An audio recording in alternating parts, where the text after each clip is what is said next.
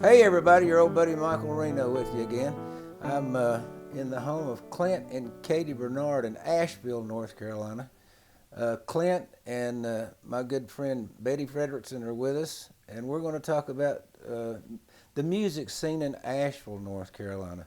But first, this is Betty Friederichsen she's from Asheville now, but she's originally a Texas gal. That's right. Tell us about how you got interested in this folk music thing. How did it start for you? Um, the Beatles, Mm-hmm. Peter, Paul, and Mary, Yeah, back in the 60s. right. I fell in love with music, and I'd been classically trained as a pianist. And then when I heard folk music, that was it. Mm-hmm. And lived in Austin for a while, and they had a Music thriving City. music scene even way back then. Yeah. And it just became part of my life. And then in college, I became involved with the coffee house and Where'd you go to college? the University of Houston. Ah, And they had a very large music group that put on big concerts. But the little coffee house where we had the singer-songwriters come in, that was my love. And that's the way it began. you got involved with the Kerrville Folk Festival? I did. Um,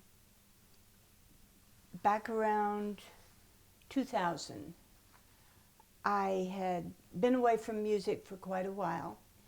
And then someone said, Rod Kennedy from the Kerrville Folk Festival and my friend Dallas Allen said they were in Miami, and they said, there's this festival and you need to come and meet people and get involved. And you were living in Miami at And the I was time. living in Miami. Teaching, right? Yes. So I went to the festival, and I was right back in my element again, and got to know people in the music area there, and got involved with the festival. And You were involved with the New Folk Contest, right? I The did. I singer, ran that for a the while. singer-songwriter contest, which that's pretty much a ticket to the big time if you can get your name on that list. Yeah. And then Because some really famous people have been on that list. Nancy Griffith and Lyle Lovett, I think, and a lot of those people, yeah.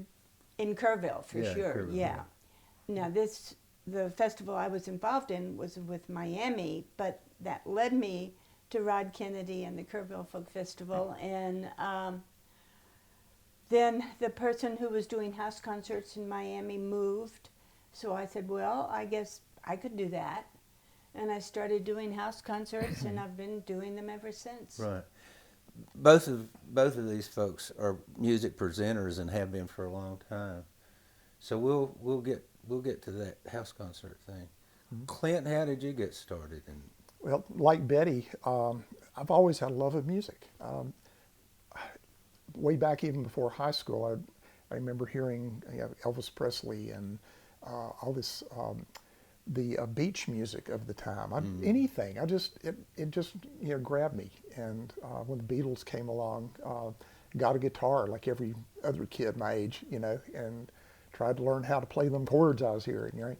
And I just always loved music, and I like all kinds. Just folk is part of it, and I really love singer-songwriters, and but I love jazz. I love hearing a symphony orchestra. I like hearing a good string band, whatever.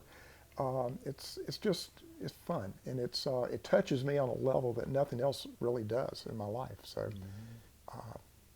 I've tried to have music around me. I've discovered a long time ago I'm not really going to be a performing musician. I play guitar, and I played in a band as backup rhythm guitarist in an acoustic swing band for over 20 years. But by myself, there's not much call for rhythm guitar players who can't sing. But I've had to find my niche in other ways to stay involved with music, and I just love it. It's just Clint's a North Carolina boy. Grew up where I live, near Morganton, North Carolina. but both these people are music presenters. I've been lucky enough to perform, and both of them do house concerts. And you both wound up in Asheville. What brought you to Asheville, Betty? Oh, determination. What was it about Asheville that made you want to come here? I knew that when I left Miami, this was going to be my final move. So it had to be perfect for me.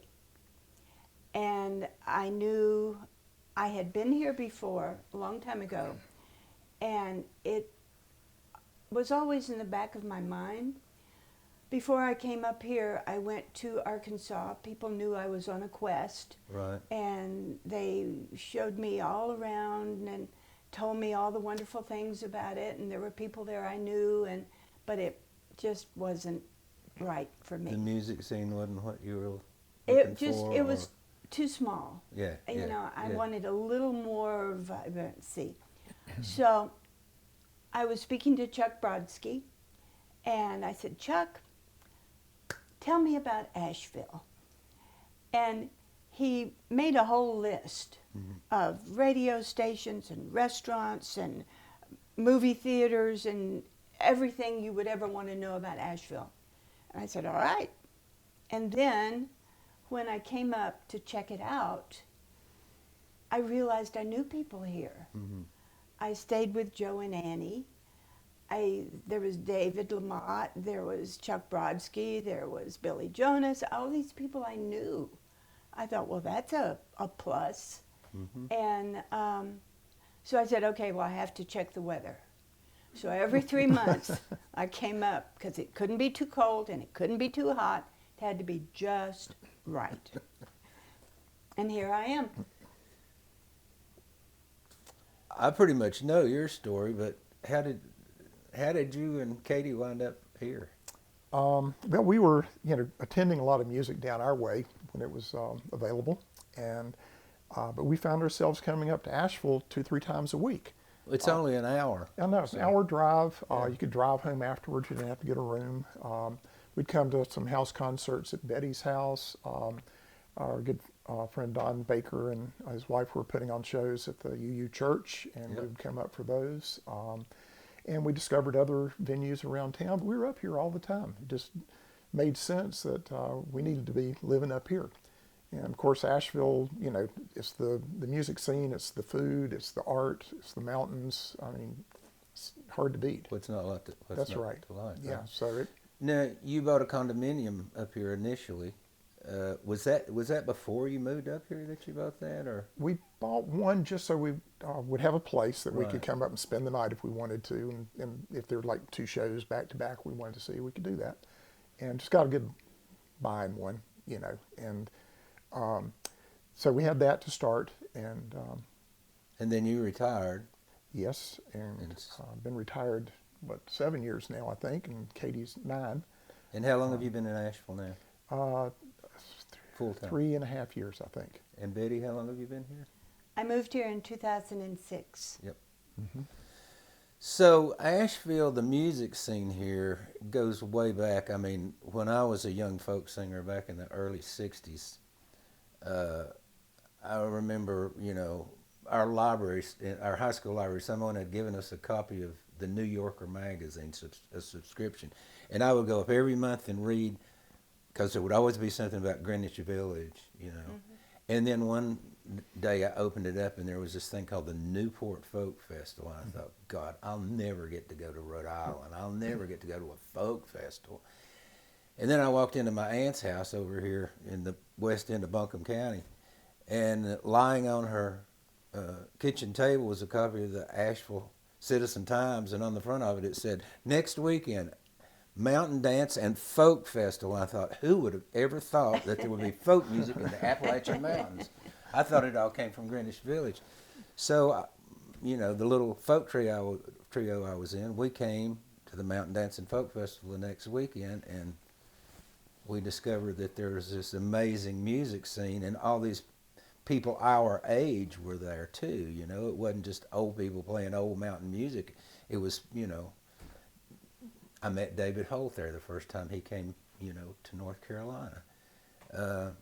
So the music scene then was, there was, the barbecue places that had bluegrass bands, and then there was that folk festival every year. But most of the music was in people's homes or on their front porches. So we developed all these friends, and we would come over and just jam, Yeah. from East Tennessee. And then it got to the point, when I started playing in Asheville when I had a band back in the mid '90s, we would play in Asheville. And on Friday night, you could walk around and hear 20 sound checks going on, about 5 o'clock. And suddenly Asheville just became this mecca of all kinds of music. I mean, you could hear a good jazz band, you could hear any kind of rock and roll, right. you could hear soul. And when you look in the paper now, in the Mountain Express, what's going on Friday and Saturday night takes up most of the paper now. Yeah. Yeah. Yeah. Asheville has become a mecca for street performers. How many music venues would you estimate are going on in Asheville? It would be hard to say. It would. There's a lot of them don't even get into the paper. They're little clubs, or I had to guess 50 maybe. Probably at least, yeah. If you open up Mountain Express and look at that every week, during the week you can find 15 easy places to go hear music. By the weekend it's 30 to 40, and then there's some, like I say, that don't even make it into there. And with the Civic Center and the Donna Worthington Theater and the Orange Peel, national acts all the time are here. Plus some of singer-songwriters. Oh yeah. Old time music is huge here. Celtic music is huge here. And again, people come here for the mountains and discover all this culture that's grown up here. When I was a kid, and probably you may remember this, Clint, from your childhood coming up here, Asheville was about a ghost town when I was growing up. It was boarded up. Yeah. Yeah, in the early 80s. In the early 80s, and the Depression just about killed Asheville, because Asheville has always been a tourist town. It's one reason that music can thrive here is because the audience rotates all the time.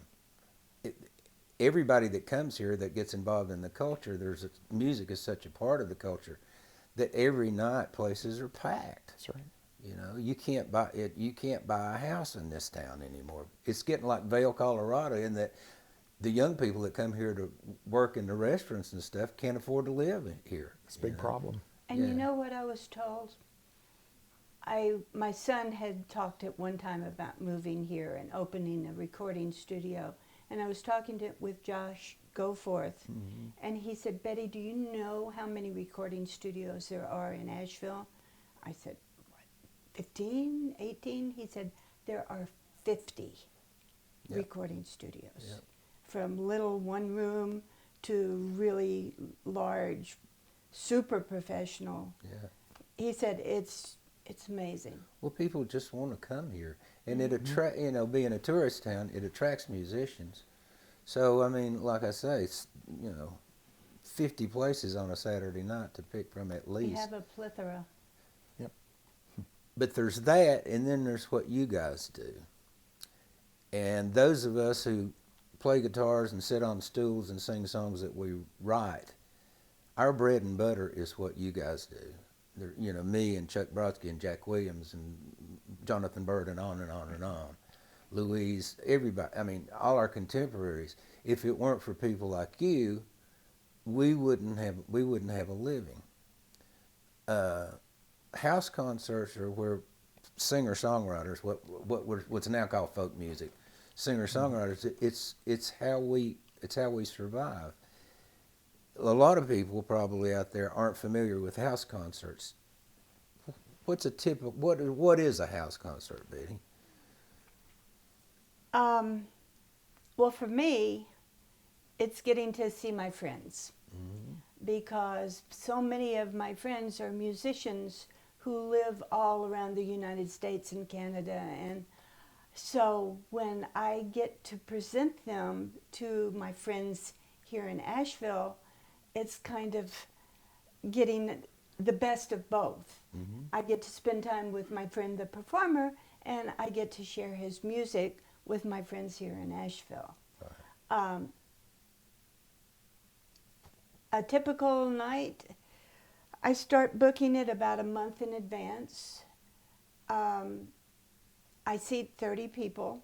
I had gotten up to 42, but it was too crowded. It was tight. Yeah, it was real tight. But I thought, oh, but just one more, you know. And I've cut it off at 30. Sometimes if it fills up the first day, which frequently happens, I will add a second night. And generally, up until the last year or so, there'd be a potluck supper before, and everybody would bring food and beverage and share and, you know, visit, meet new people, make new friends, and then sit down and have 2 sets of music and CD sales, and then usually the audience would leave. The performer would stay sometimes more than one night, just because they like Asheville so much. Right. And it's just a lovely experience. How did you go about getting an audience? How did you go about? Is it by invitation? How do you handle that? Well, I started out just inviting people I knew. Once I knew enough people here, and then I kept a mailing list, and people would say, "Well, I have a friend that would love this. May I bring them?" And they would sign up on the mailing list, and it just grew. So you limit it to 30 now, so the first come, first serve. The people who get back with you the quickest. Yeah. Good. And Clint, I have a waiting list, right, because there's always a couple of people that have to move, change. at the last minute, Yeah. find out they can't come. When did you start doing house concerts, Clint? Oh gosh, it's probably 13 years ago, something like that. And for me, it's very much like Betty. Over the years, we've gotten to know so many of these touring artists, and it's just great to reconnect with them. I mean, I think I've booked you probably more than any other artist. You didn't have to pay much travel for I know, no, you know, didn't have to put you up and stuff like that. It started. The reason we got into it was just obviously our love of music, and we just couldn't get enough of that. And there was a series that was going on down our way in Hickory, North Carolina, called Acoustic Stage for many years.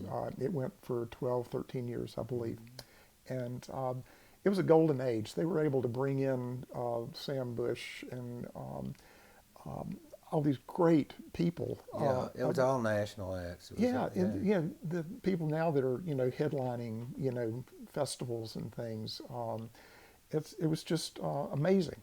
And then when that broke up, there was like this void in our life, you know, and we tried to approach, you know, Bill Bost at the time to see if we could help, you know, resurrect that series, because everybody was missing it. We just, like, God, you know, it's one of the reasons we started coming to Asheville more too, because we couldn't hear the music at home. But it was when they didn't want to, you know, they weren't quite ready to start back with anything. And I just mentioned to Katie one day, I said, why don't we just try a few of these ourselves, you know? And we knew enough people that we, you know, I've lived there my whole life. And so we had pretty much an audience that we could pull from. And it just grew over the years. And yeah. Well, in Betty's case, she knew all these performers. She'd worked with Kerrville Folk Festival and the Festival in Miami. Yeah. She had hung out with all these people. They were all her friends. So it was easy for her to figure out how to get hold of these people and how to book them. Right. How did you go about getting national acts to come to your house? How did you figure out how to do that? It's a process. It was before the internet, probably. Oh, absolutely. Yeah, it's like with the Acoustic Stage, you know, we didn't have internet. I'd wait for the little postcard, right, to come in the mailbox, and I'd go down, I'd see that, I'd go straight back to the house and book seats for every show that they had advertised. It was usually 3 that would be on the postcard. And so that's, you know. But how did you figure out how to contact these obscure folk singers? Well, how did it start out? First act was Reggie and Ryan, Harris Brothers, down our way. Who were local, yeah. Yeah, I just wanted to, you know, but a national. Yeah, I want to see how it worked, act. you know, see if we could do something like that. And it worked out great. And we knew Bill Mize, so we invited Bill to come to a show. He introduced us to Annie Lally, and we got to have Annie come for a show.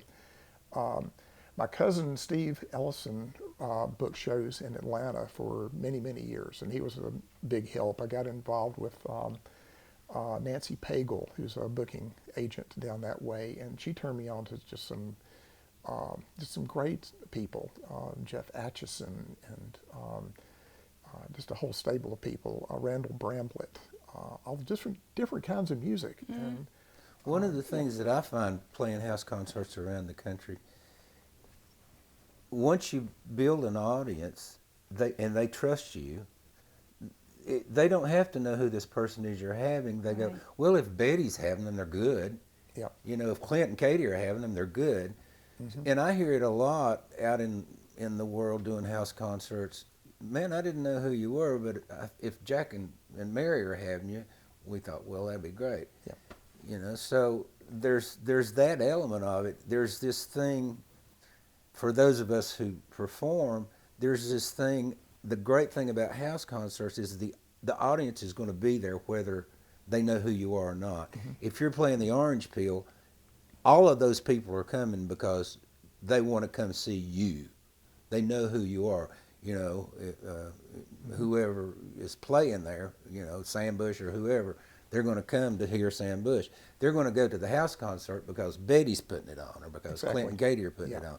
So it's a great way for people to build an audience around the country. That's how me and Chuck and everybody else that does this, that's how we've built a national audience, is just by getting into house concert series. Mm-hmm. The hard part is you and everybody else that does this has sort of a roster of all these entertainers who have become your friends over the years, who you have to have back, because how am I ever going to get to see, you know, if I don't invite them to my house? Well, also the performers will contact you. Right. Oh, I'm going to be traveling through at such and such time.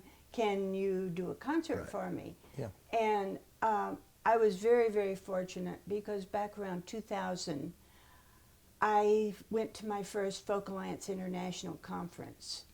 And through going to those conferences every year, where you're surrounded by about 2,000 of your new favorite friends, you meet a lot of musicians. Right. And you get to be on their list, so that when they're traveling, they contact you and say, in September, I'd like to be in your area. Could you do a concert for me? And that becomes the thing, especially since the internet, that we've all found too, those of us who do this, is once people find out you're doing any sort of concert, you get inundated by people wanting to get into your series, and you're only doing, you know, most people do 6 or 8 or maybe 10 a year. Yeah. You don't want to do more than 1 a month at most, and most people don't do them during the holidays. So most people who are really serious about it do about 10 a year. And a lot of times we find series that it takes 4 or 5 years to get into, even though they want to have you, because there are all these people on their roster that they still want to have. So it's a good problem to have for everybody. Yeah. Building an audience is tough. It can be. You know, when we moved to Asheville, we had no idea we were going to get back into booking music. Right. Okay. We took over the UU Church series for a very short period of time. Thought, well, here's my niche, you know, our niche. We can start doing this again. And you know, COVID took that away, obviously. And then we had this other opportunity up the hill. But building an audience nowadays, we're restricted now pretty much locally, and I'm sure this is true in a lot of other areas. You can't use social media to advertise your show, because once you do that, it becomes, then you're going to have ASCAP and other you know, people coming in and wanting a take, right? And so you have to keep it private, and building that audience is difficult. When we started this last venture that we're doing, we had to, I didn't know about the social media as much here. Back in Morganton, the paper would advertise it for us, and you know, had all kinds of, the radio would put stuff on for us, and it was not a big deal. Up here, there's so much music that's going on. You know, there are much more oversight, much Right. more oversight on all of that stuff. It's the house concert world is the place to be. Yeah. Probably in your hometown there's one. Find out. If not, then you need to start doing one. It's a great social event. Thanks to Betty and Clint for doing what they do, and thank y'all for watching, and we'll see you next time.